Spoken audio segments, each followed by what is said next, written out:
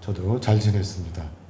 이 코로나가 오미크론이 또 이 참 많이 퍼져가지고 지금 난리 중인데, 그럼에도 불구하고 이렇게 예배에 참석하신 여러분들 참으로 반갑습니다.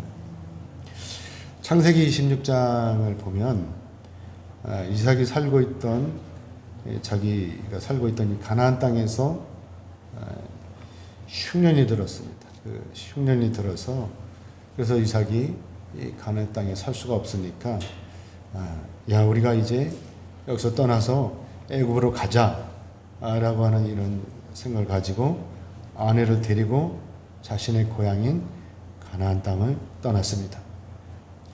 그리고 이제 애굽으로 가던 중에 블레셋의 그랄이라고 하는 곳에 이제 머무르게 되었습니다. 근데 하나님께서 이때 이삭에게 이렇게 말을 하죠. 애굽으로 가지 말고 그랄 땅에 그냥 머물러라 라고 이렇게 말씀을 하십니다. 그래서 이삭이 하나님의 명령에 따라서 애굽으로 가지 않고 그랄에 머물렀습니다. 이삭이 하나님의 말씀에 순종을 한 것이죠. 그랬더니 이삭에게 기적이 일어났습니다. 넘겨주세요, 집사님.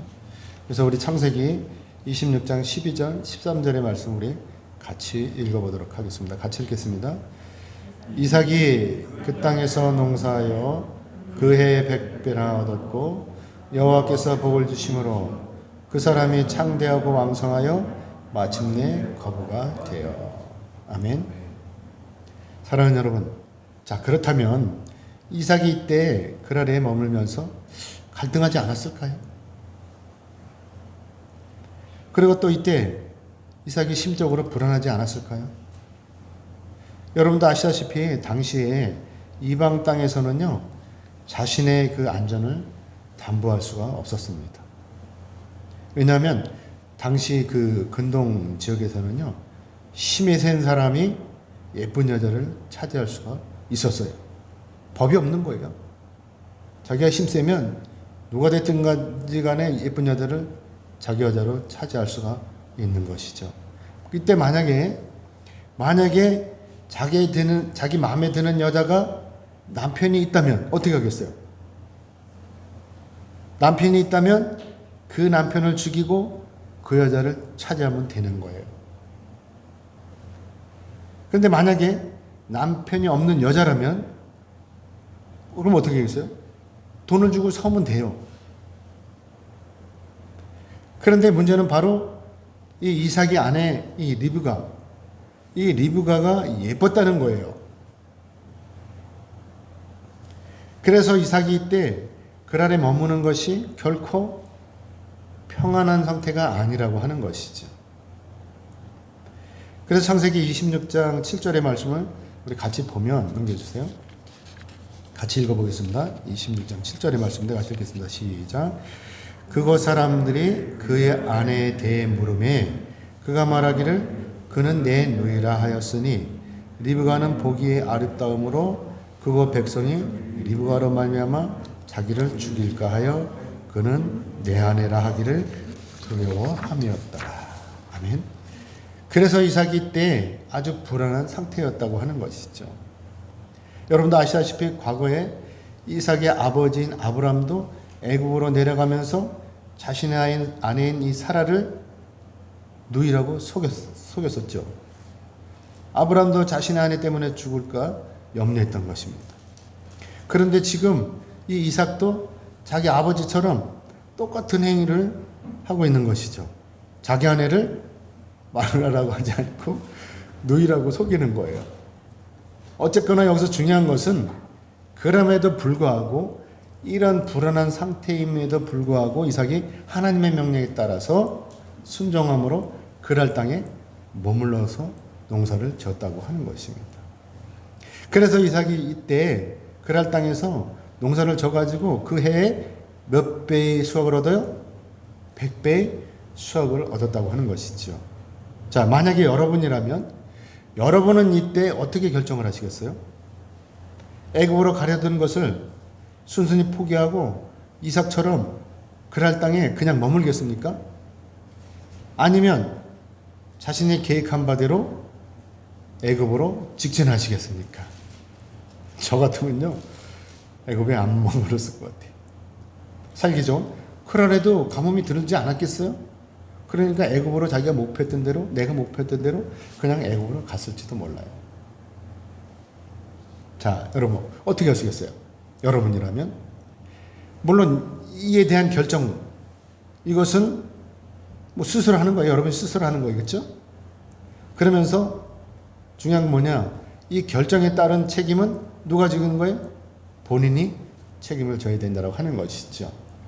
애굽으로 가든지 그랄에 그냥 남아있든지 이에 대한 책임은 본인이 지는 거예요.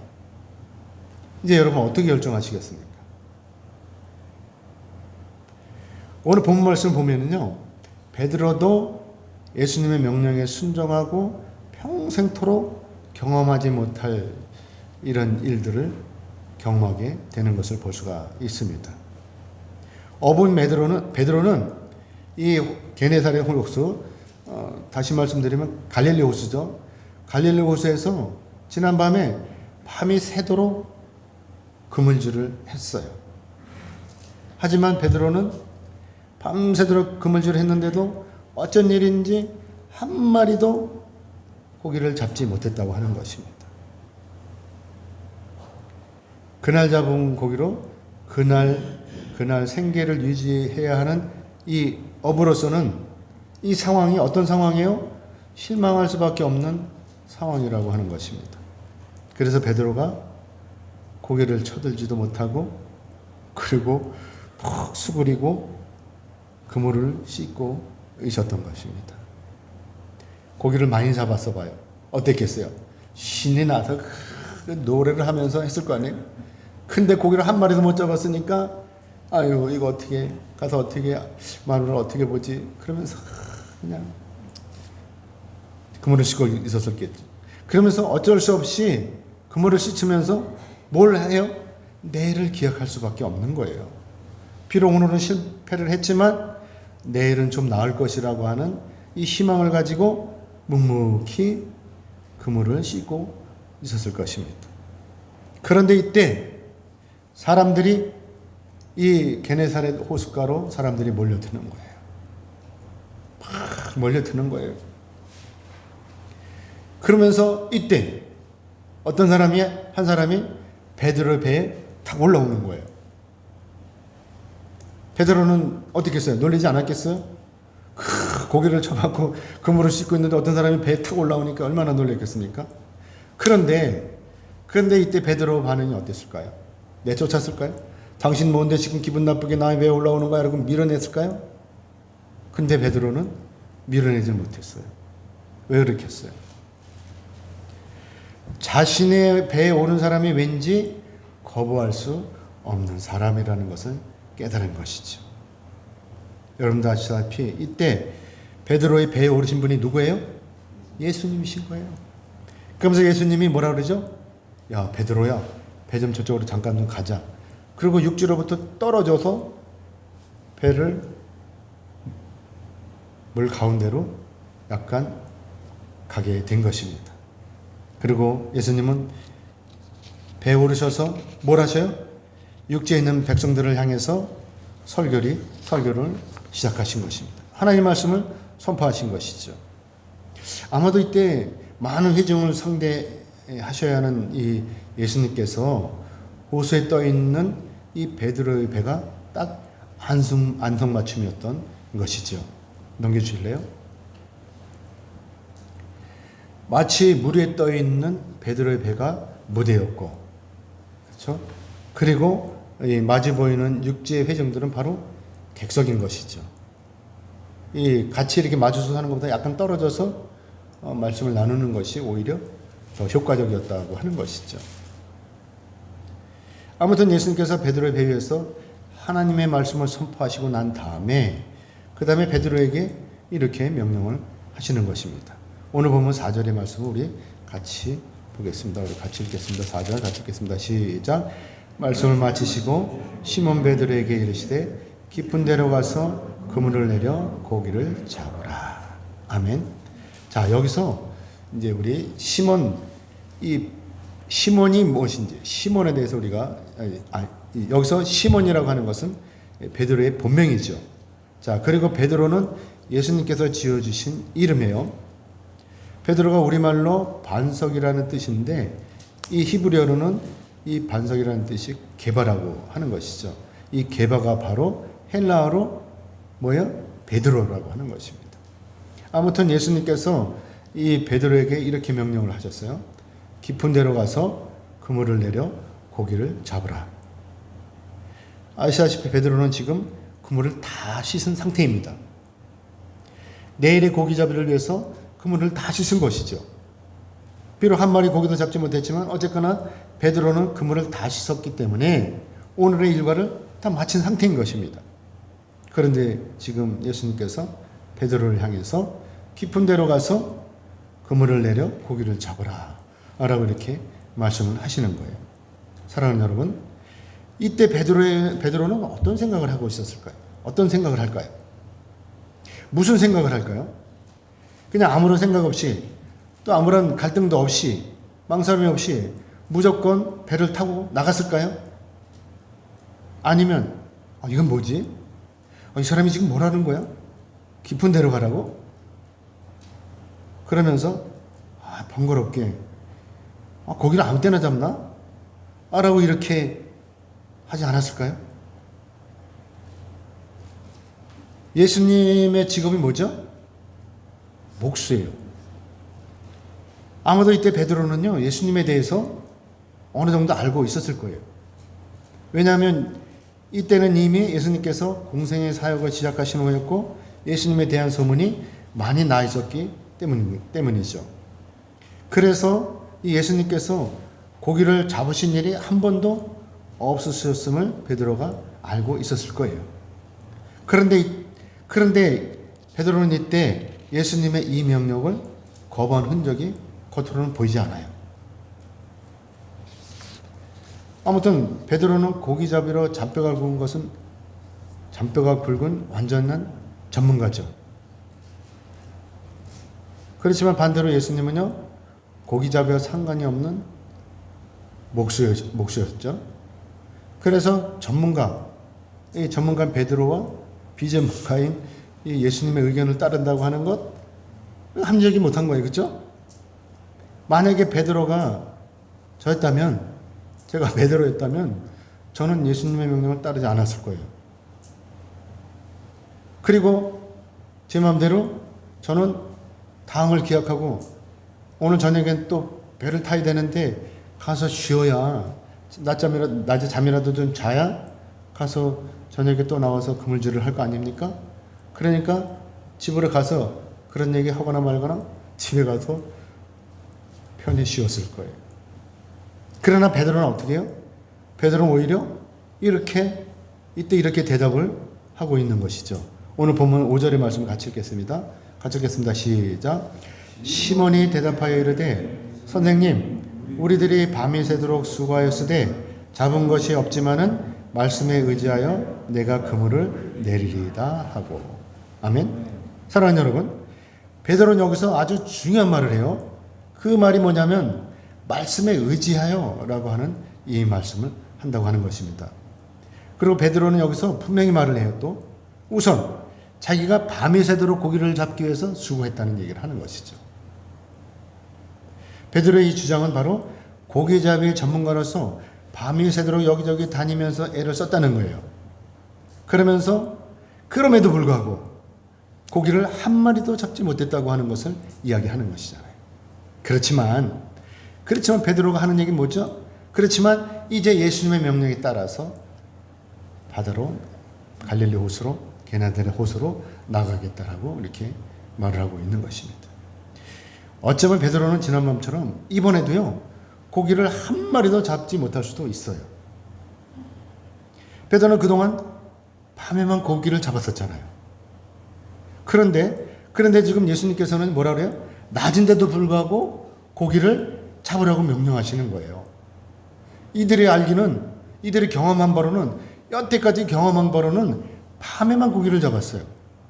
지금도 그쪽에서는요, 밤에 고기 잡아요. 그리고 또 두 번째 뭐죠? 그리고 또 두 번째는 그물을 내려야 하는 곳은 적당한 깊이에다가 그물을 내려야 되는 거예요.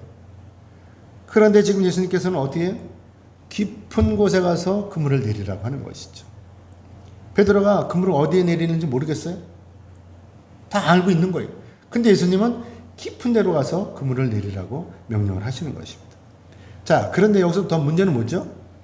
문제는 베드로가 몹시 지쳐 있다고 하는 것입니다. 밤새도록 그물질을 했으니까 고기를 많이 잡았다면 피곤하지도 않아요. 근데 한 마리도 못 잡아서 얼마나 피곤했겠어요? 그런데 그럼에도 불구하고 베드로는 지금 뭐라 그러죠? 예수님께서 말씀을 하시니까 예수님의 그 말씀에 따르겠다고 하는 것입니다. 자, 여러분, 그러면 이때 베드로의 순간적인 마음은 어땠나 하는 것입니다. 이번에는 고기를 잡을 수 있을 것이라고 기대를 했겠습니까? 아니면 예수님의 명령이기 때문에 고기를 잡는 것과 상관없이 무조건 순종함으로 나갔을까요? 아무튼 베드로는 게네사렛 호수의 깊은 곳으로 나갔어요. 그리고 예수님의 명령에 따라서 깊은 곳에 그물을 내렸습니다. 그런데 이때 기적이 일어난 거예요.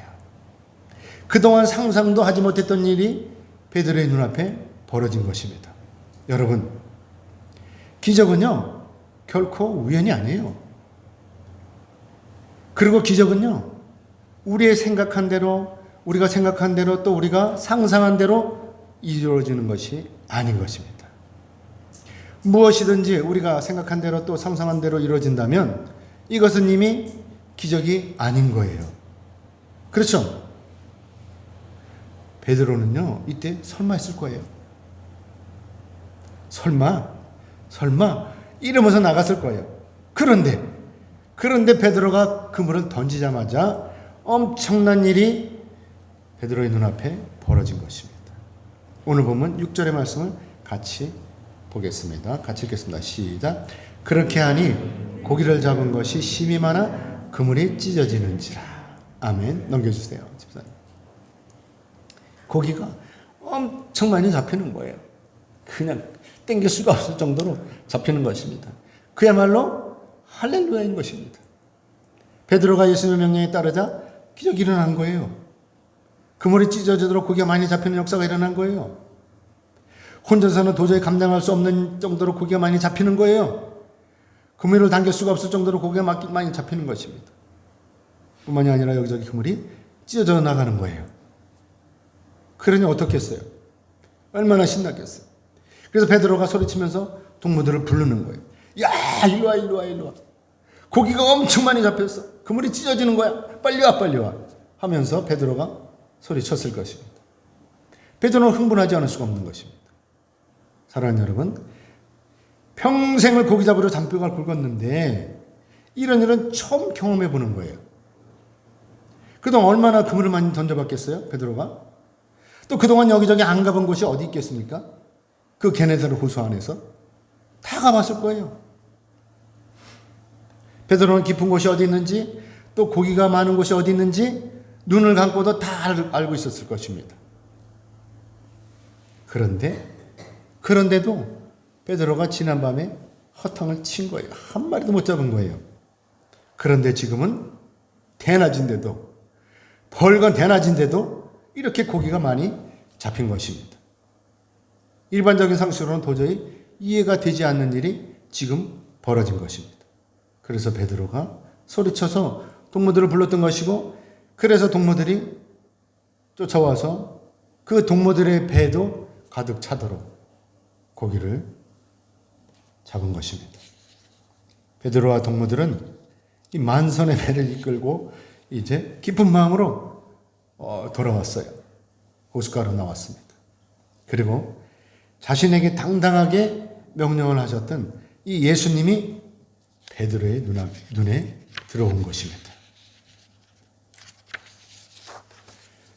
밤이 새도록 한 마리 고기도 잡지 못했었는데 예수님의 명령에 따라서 그물을 던지니까 두 척이 두 척의 배에 가득 채우고 남을 정도로 고기가 잡혔던 것입니다. 그러니까 베드로는요, 부끄러웠어요. 잠시나마 예수님의 능력을 의심했던 자신이 부끄러워진 것입니다. 베드로가 예수님의 명령에 따라 배를 타고 나갈 때, 네, 알겠습니다 라고 무조건 순종하지 못하고 뭐라고 그랬어요? 말씀에 의지하여 라고 하는 이 단서를 달고 나갔던 자신이 부끄러워진 것입니다. 그냥 네, 알겠습니다 하고 나가는 게 아니라 주님이 말씀하시니까 그 말씀에 따라서 내가 하겠습니다라고 단서를 다른 거잖아요. 그래서 오늘 본문 8절의 말씀을 같이 보겠습니다. 같이 읽겠습니다. 시작. 시몬 베드로가 이를 보고 예수의 무릎 아래 엎드려 이르되 주여 나를 떠나소서 나는 죄인이로소이다 하니. 아멘. 베드로는 자신이 죄인인 것을 깨달은 것입니다. 그래서 선생님, 우리들이 밤이 새도록 수고하실 때 잡은 것이 없지만 말씀에 의지하여 그물을 내리리다 라고 하는 말에 생각이 났던 것입니다.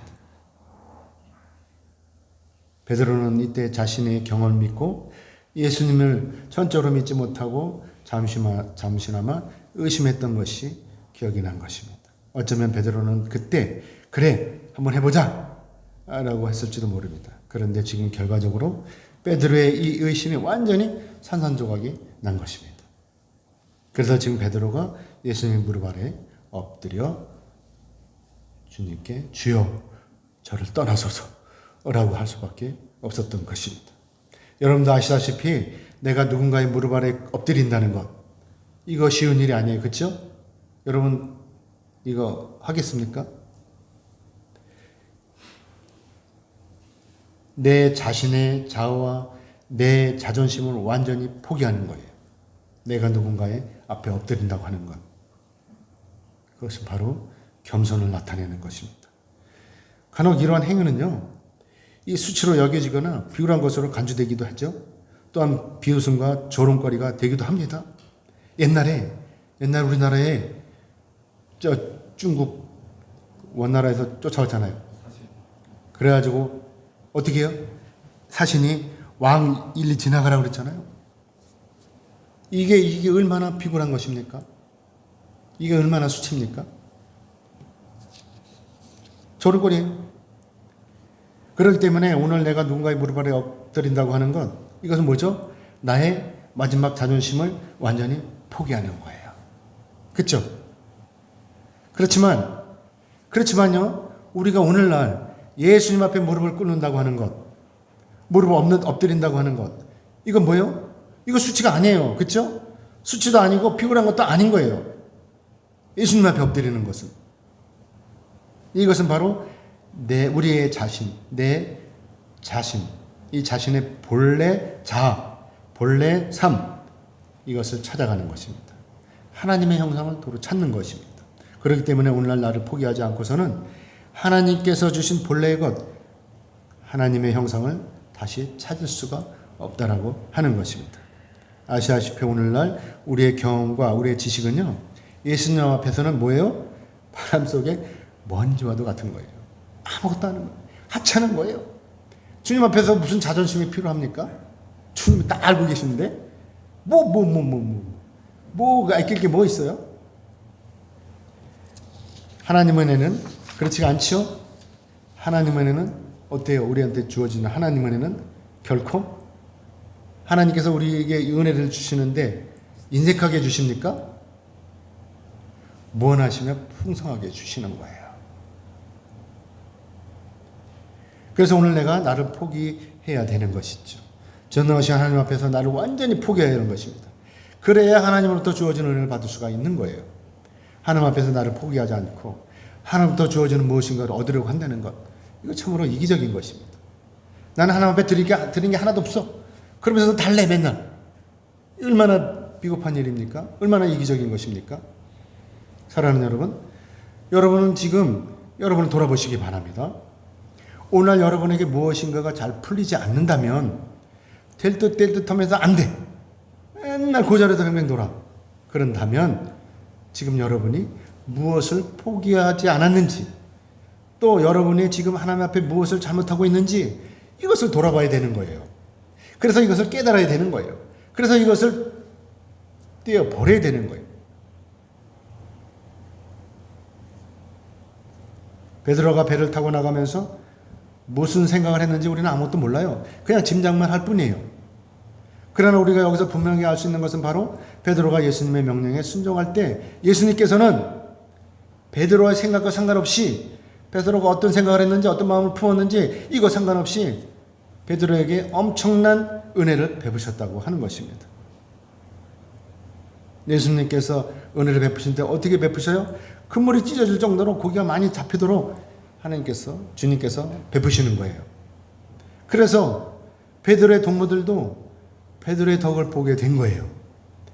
베드로가 순종하니까 그 옆에 있는 동무들도 더불어서 복을 받은 것입니다. 우리가 오늘 예수님 앞에 순종하면 예수님께서는 우리에게 풍성한 은혜를 베푸시고 더불어서 우리의 이웃이 저와 여러분 때문에 저와 여러분의 이웃이 풍성한 복을 받게 되는 것입니다. 아멘이죠? 베드로가 스스로 자신이 죄인이라는 것을 인식하게 된 것은 예수님의 명령을 의심했던 까닭이기도 하지만 예수님의 이 초월적인 능력을 체험하고 난 후였던 것입니다. 이때 비로소 베드로가 예수님을 주님으로 인식했다고 하는 것이죠. 그 전에 어떻게 했어요? 선생님이라고 했어요. 근데 이 체험을 하고 난 다음에는 예수님이 주님으로 바뀐 거예요. 그래서 베드로가 예수님 앞에 이 무릎 아래 엎드렸던 것이고, 그래서 베드로가 주여 나를 떠나소서 나는 죄인으로소이다라고 고백을 하게 된 것입니다. 예수님께서 이때 선생님이 주님으로 바뀐 거잖아요. 그렇죠?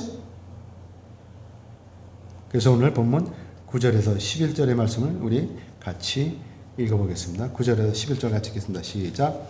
이는 자기 및 자기와 함께 있는 모든 사람이 고기 잡힌 것으로 말미암아 놀라고 세베대의 아들로서 시몬의 동역자인 야고보와 요한도 놀랐으리라.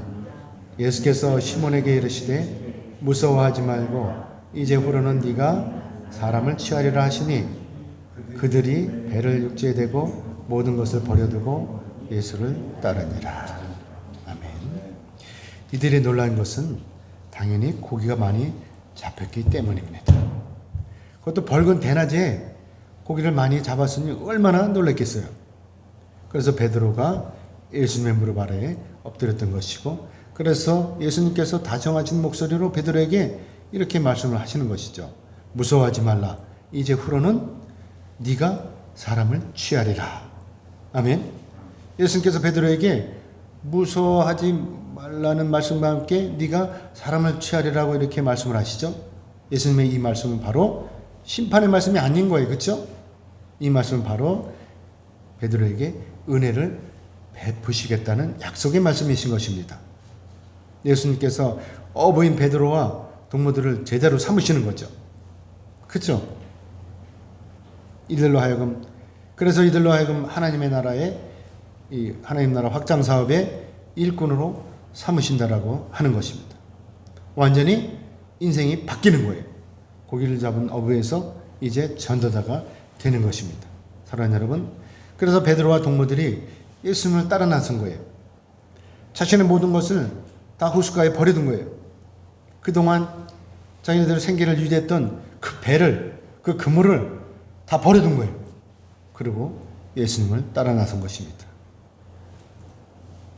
예수님의 제자가 된 것입니다. 이제 말씀 맺겠습니다. 하나님께서는요, 우리가 하나님의 뜻대로 살기를 원하십니다. 우리가 애굽으로 내려가는 것이 아니라 그 아래 머물면서 농사를 짓기를 원하시고, 우리가 그물을 싣고 집으로 돌아가는 것이 아니라 피곤하더라도 깊은 데로 가서 다시 그물을 던지기를 원하시는 것입니다. 거저왔다가 거저가는 빈털터리 인생이 아니라 진정한 예수님의 제자가 되기를 원하시는 것입니다. 그렇기 때문에 내가 지금 바쁘다고 핑계댈 것이 아니라 모든 것을 내려놓고 하나님 앞에 나와서 경건한 마음으로 하나님께 예배를 드려야 하는 것입니다. 아멘이죠? 우리의 삶은 항상 피곤하고 항상 바빠요. 한가할 데가 없어요. 베드로가 예수님의 명령에 따르지 않고 피곤하다고 그냥 집으로 돌아갔다면 어떻게 되었겠습니까? 사단은 오늘도 우리로 하여금 핑계대도록 유혹합니다. 오늘은 피곤하니까 집에 가서 쉬어야 되겠다. 오늘은 날씨가 좋으니까 어디 기차라도 타고 여행을 가야 되겠다. 이런 생각을 갖게 합니다. 세상에 핑계 없는 무덤이 없고 죽은 자도 다 할 말이 있는 거예요. 그렇죠? 오늘 예배에 빠지는 이유는 이처럼 다양해요. 그러나 반면에 지옥문은 항상 열려 있습니다. 누구든지 지옥이 한번 빠지면, 한번 떨어지면 끝이에요. 후회도 소용이 없어요. 거기서 못 나와요. 나중에 이제 나사로와 거지 나사로와 부자 얘기를 이제 할 텐데, 아무튼 한번 빠지면 끝나는 거예요. 그렇기 때문에 오늘 내가 해야 되는 일은 모든 것을 버려두고 예수님을 따라 나서야 되는 것입니다. 베드로와 그 동무들이 모든 것을 버려두고 예수님을 따라간 것처럼 저와 여러분도 오늘 모든 것을 버려두고 예수님을 따라가야 하는 것입니다. 그러면 우리가 예수님의 참 제자가 되는 것입니다. 그래서 예수님께서 마태복음 6장 33절 말씀에서 넘겨주세요. 이렇게 말씀을 하고 계시죠. 그런즉 시작. 그런즉 너희는 먼저 그의 나라와 그의 일을 구하라. 그리하면 이 모든 것을 더하시리라. 여기서 곧이라고 돼 있죠. 곧이 아니라 것의 것. 제가 잘못 친 것입니까? 사랑하는 여러분, 때로는 내 의사와 상관없이 그랄 땅에 머물라고 하시는 이 명령이, 또는 깊은 데로 가서 그물을 내리라고 하시는 이 명령이, 또는 오늘날 우리로 하여금 무조건 교회로 올라오라고 하는 이 명령이 거북할 수도 있어요. 그러나 하나님의 이 명령이 결코 나를 난처하게 하시려는 것이 아닙니다. 내가 오늘 하나님의 이 말씀에 순종할 때, 이 명령에 순종할 때, 내가 모든 것을 내려놓고 하나님 앞에 헌신할 때 하나님께서는 내가 필요로 하는 모든 것을 채워주십니다. 나로 하여금 100배의 수확을 거두게 하시고 나의 그물이 찢어지도록 채워주는 역사가 일어나는 것입니다. 여러분 이것을 믿으십니까? 아멘. 여러분 이것을 체험하시기 원하십니까? 아멘. 그러면 순종하십시오. 그러면 하나님의 말씀대로 순종을 하십시오. 아멘이죠? 이것을 믿고 아멘 하시는 여러분에게 하나님의 놀라운 은혜와 복이 임하시기를 주님의 이름으로 축복합니다. 아멘. 기도하겠습니다. 하나님